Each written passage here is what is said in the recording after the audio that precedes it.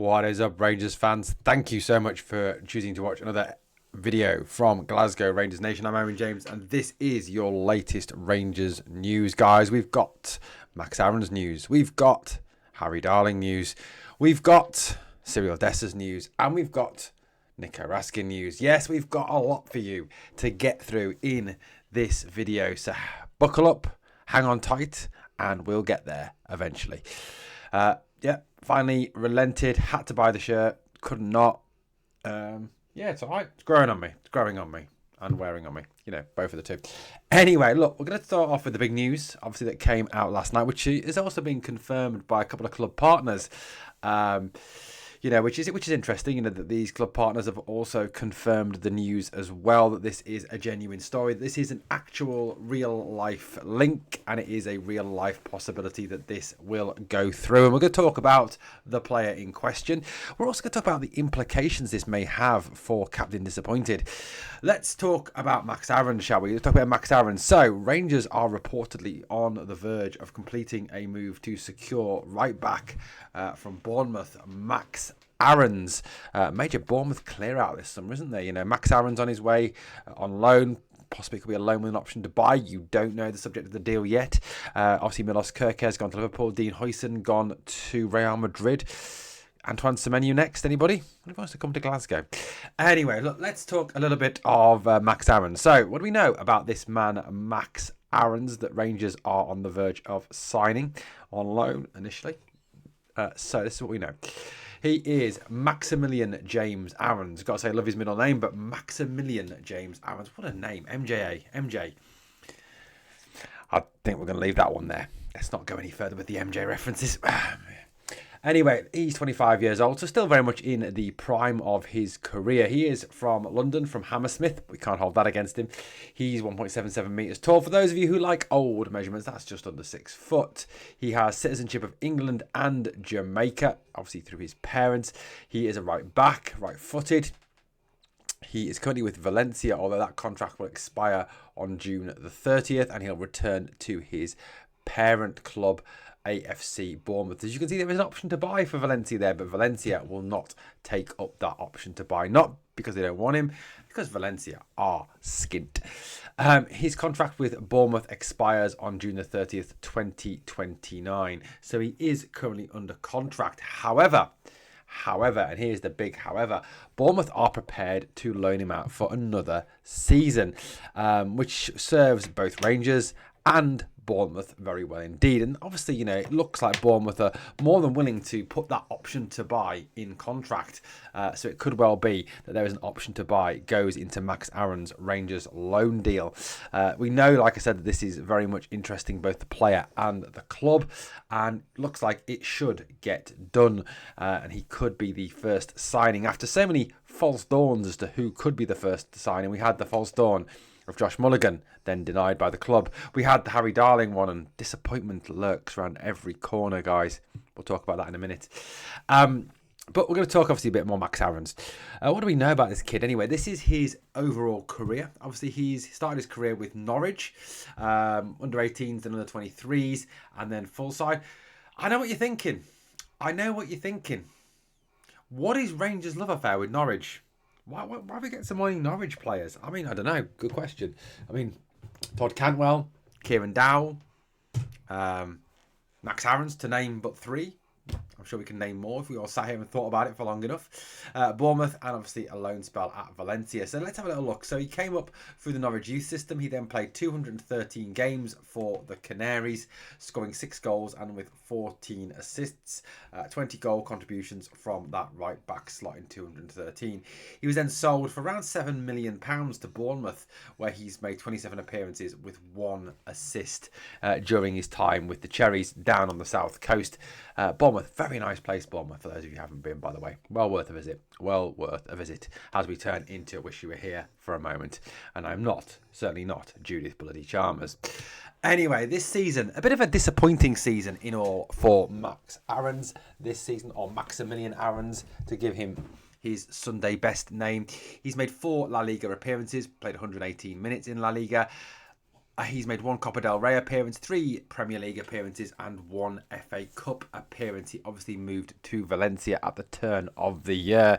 Look, let's put something into a bit of kind of what's the word I'm looking for here? A bit of context here. Valencia have had a very difficult season. As I've said, with Valencia, Valencia are not the Valencia of old. This is not the Valencia of Rafael Benitez. This is not the league-winning Valencia of Gaika Mendieta. This is a very different, very skint, very much in trouble Valencia. So Max Aarons certainly went into a very difficult circumstance in Spain at Valencia. But all in all, a disappointing season, which, Aarons is looking to turn round. He's looking to get right. He's looking to turn his career back round after what has gone a little bit off the rails since he's gone to Bournemouth. He came for the Norwich youth system, played 213 games for Norwich, and certainly looked like an exceptionally talented young player. Played for England in the 21s. Very much singled out as being a real star. You got to kind of question where it went wrong a little bit. He was linked with Manchester United, Manchester City, Arsenal at one point, and that all kind of fell through, and you've got to kind of wonder why.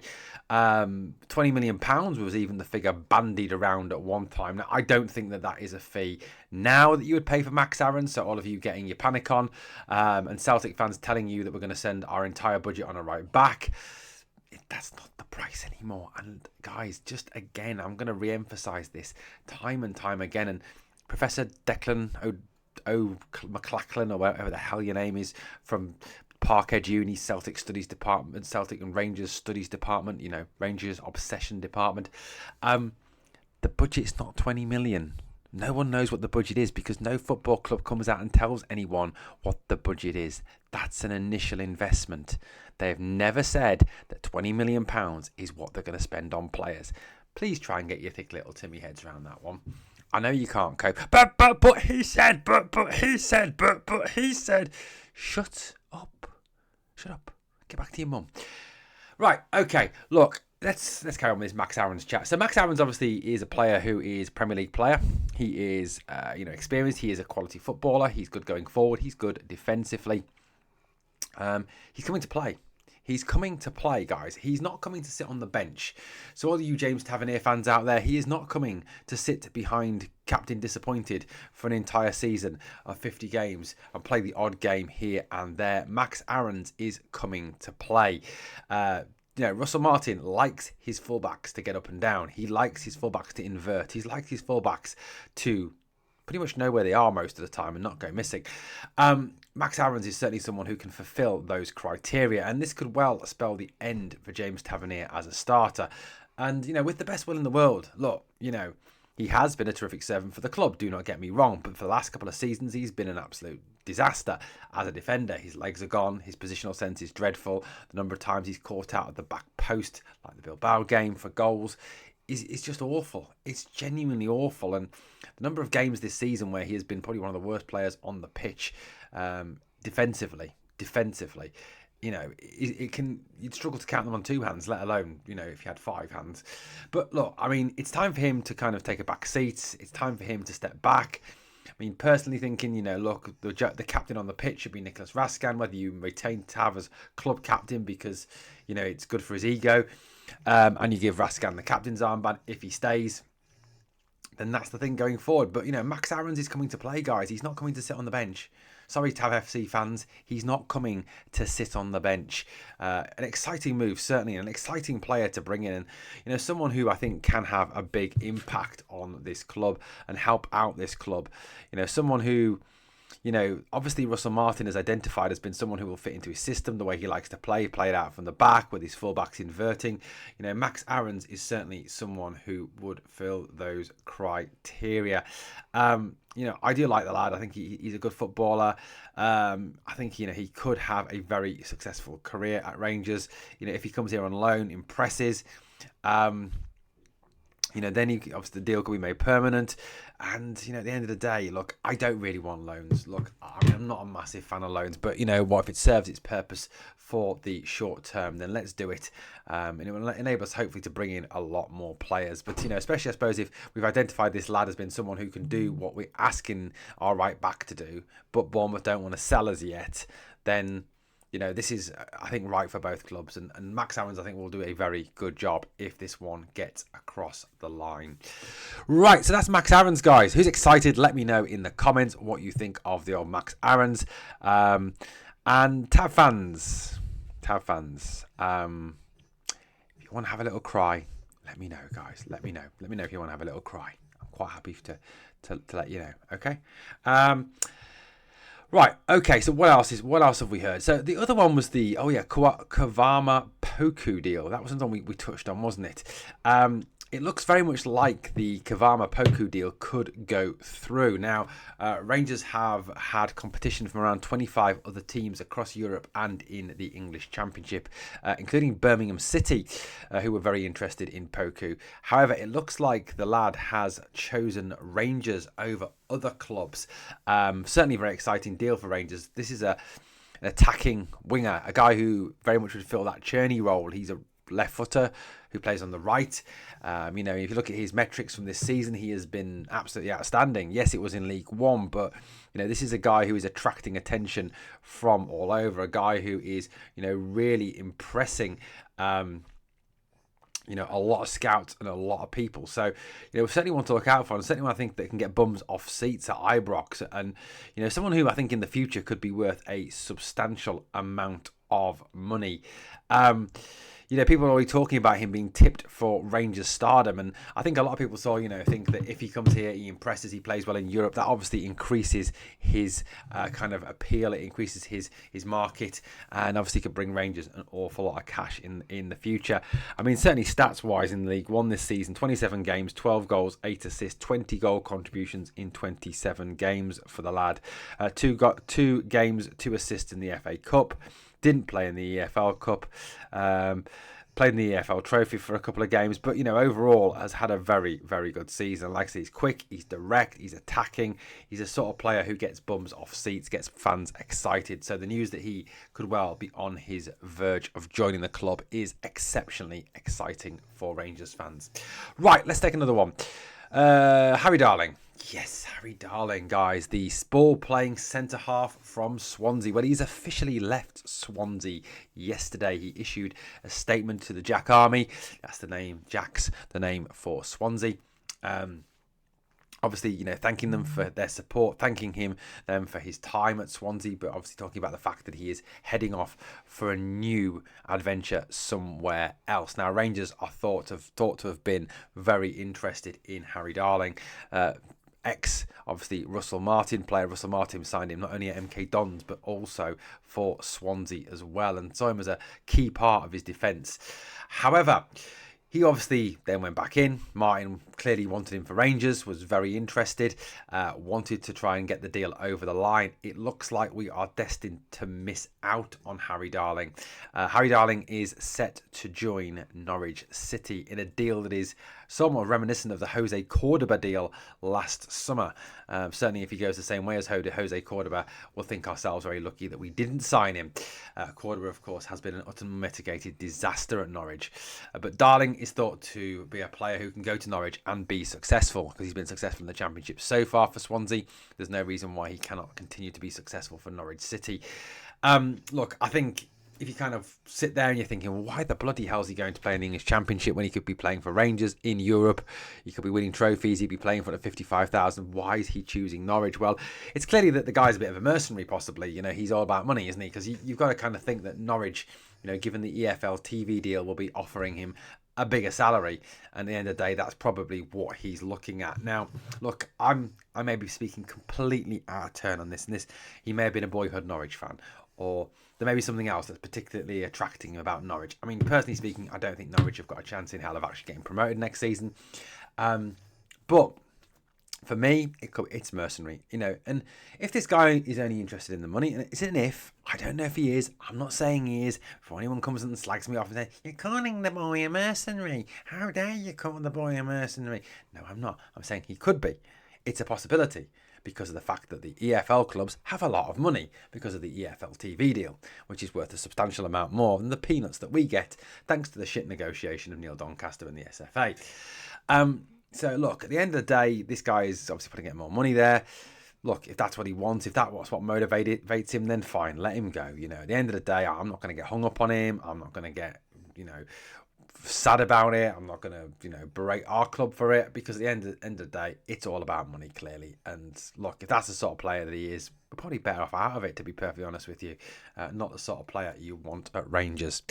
It looks like, therefore, that obviously the first central defender who could well come in is Connor Cody. The current Leicester City player, experienced leader, quality player. I'm not going to talk too much about Connor Cody, because I've talked about Connor Cody on videos before. If you're not sure, go away and check it out, guys. Go away and check it out. But Connor Cody could well be the first central defender to come into the club. Right, let's finish off by talking about the man, the myth, the enigma. I'm not calling him a legend, because he's certainly ain't a fucking legend. The man who divides a fan base. The man who divides families, probably, as well. The man who divides friends.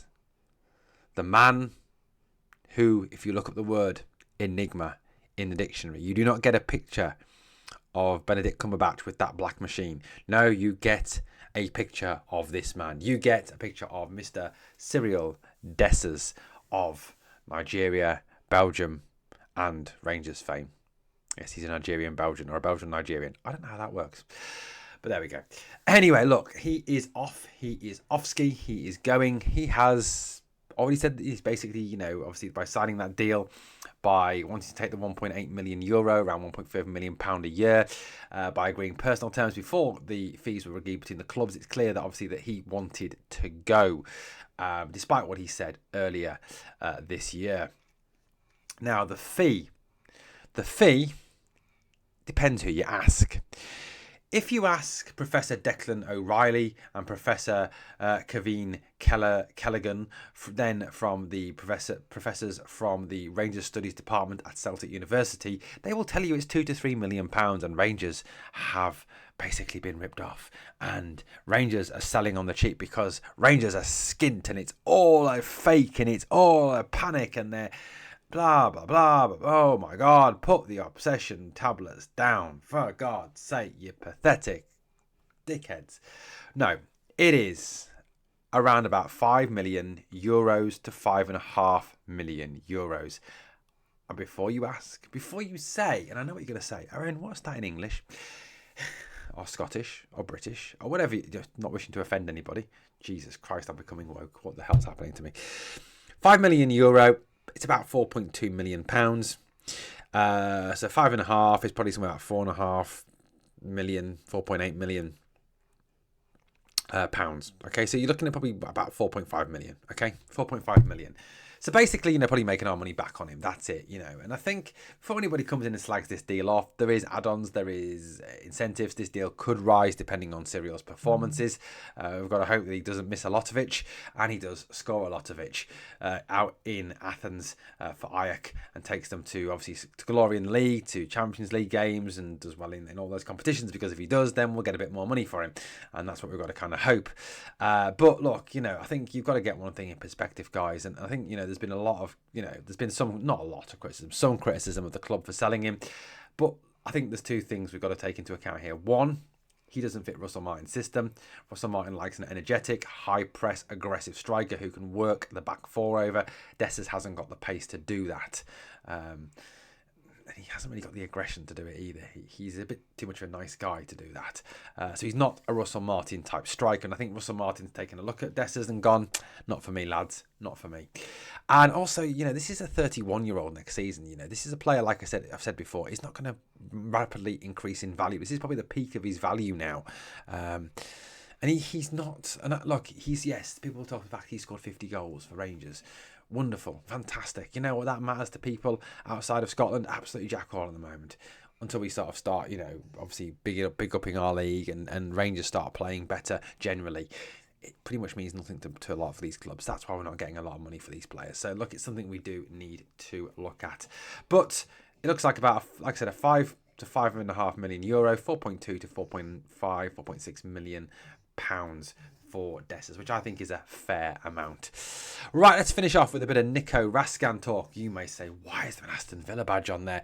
Well, Aston Villa, the villains, a team that actually play close to where I live. Well, not close, but close-ish to where I live. Actually, when I go pick my daughter up sometimes from college, I actually drive past the Villa ground. It's in a really shit area, Birmingham, by the way.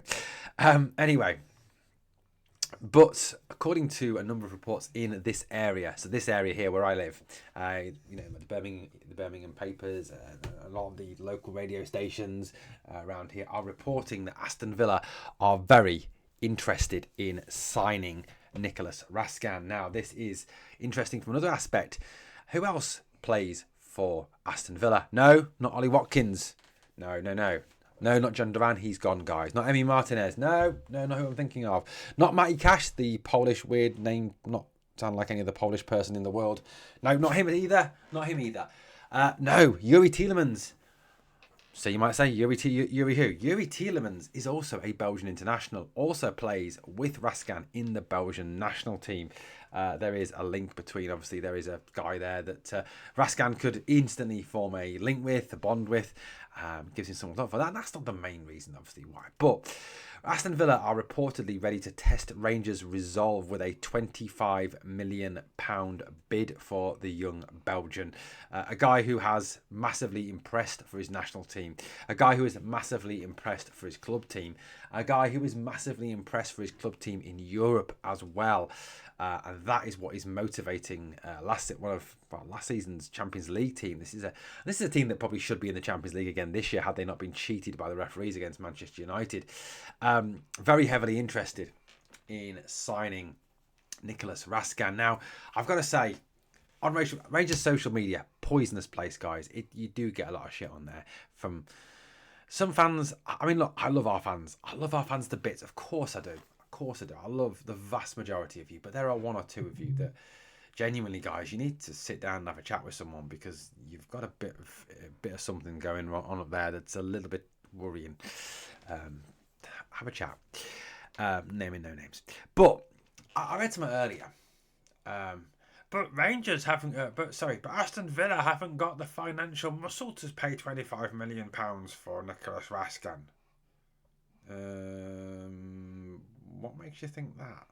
Aston Villa, who are a top Premier League club. Aston Villa, who finished top 10 Premier League every season. Aston Villa, who played Champions League football last season and progressed to the knockout stages, only losing to eventual winners and certainly looking like World Club Championship favourites Paris Saint-Germain, who certainly look a very, very good team indeed. And actually, they were probably the team that ran PSG the closest of anybody, and I include Liverpool and Arsenal in that.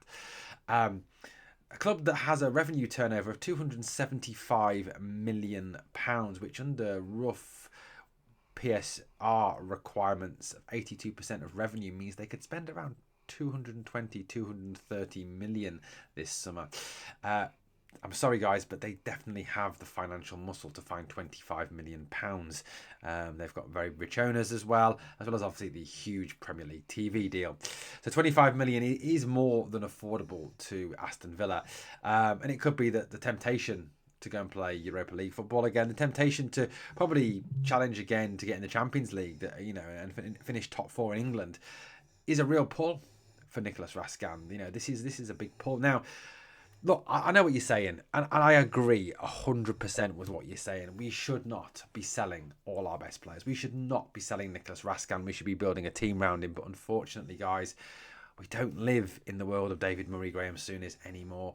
We live in a world where, unfortunately, Rangers have to sell players to survive. Rangers have to sell players to accumulate money, to buy players, to build squads.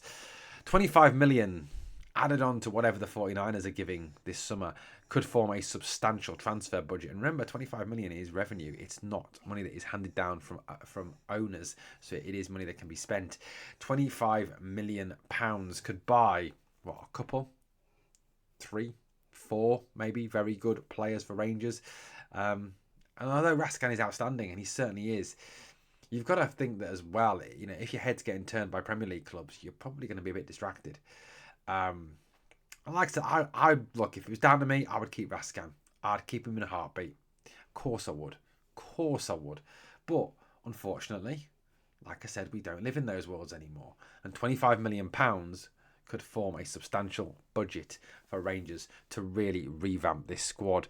Nicholas Raskin could be single-handedly responsible for, really generating money that could help Rangers change their fortunes and move the club forward substantially. It's huge. It's huge. Do I think the club will take it? I think if Villa come forward with an offer of 25 million with perhaps a sell-on inserted into that deal as well, I think there's a chance that Raskin could go on to play for an even bigger club than Aston Villa, a Liverpool, an Arsenal, a Manchester United, a Manchester City, a Real Madrid, a Barcelona, a Bayern Munich, a PSG. This is again, you're talking big money. And I think, a 20% sell-on pay may be worth putting into that contract, I think, going forward. But this lad's outstanding. He's absolutely outstanding. And look, I do think the club will accept a bid of 25 million plus for the player, unfortunately. And like I said, I am not sitting here and advocating to sell him before somebody comes and goes, you want to sell all our best players? No, I'm just saying that in the financial reality in the world which we live, we're going to struggle to hang on to players if teams come in with huge bids for them. Right, guys, look, we've covered a fair bit in this video. I'd love to get your thoughts, your comments on what we've discussed in this video. We've discussed Poku, we've discussed Darling, we've discussed Raskin, we've discussed Dessers, and we've discussed Aarons. Let me know your thoughts in the comments down below. And please, if you've enjoyed the content, smash the like, it helps the video grow. Comment, it helps the video grow. And again, if you want free everyday Rangers content on a channel that doesn't charge you to access more information or access more content even, then smash that like, smash that sub, and ring the bell, then you never miss out. Guys, it's free. Right, thank you so much for watching Glasgow Rangers Nation, guys. As always, on the way out, remember, we are the people.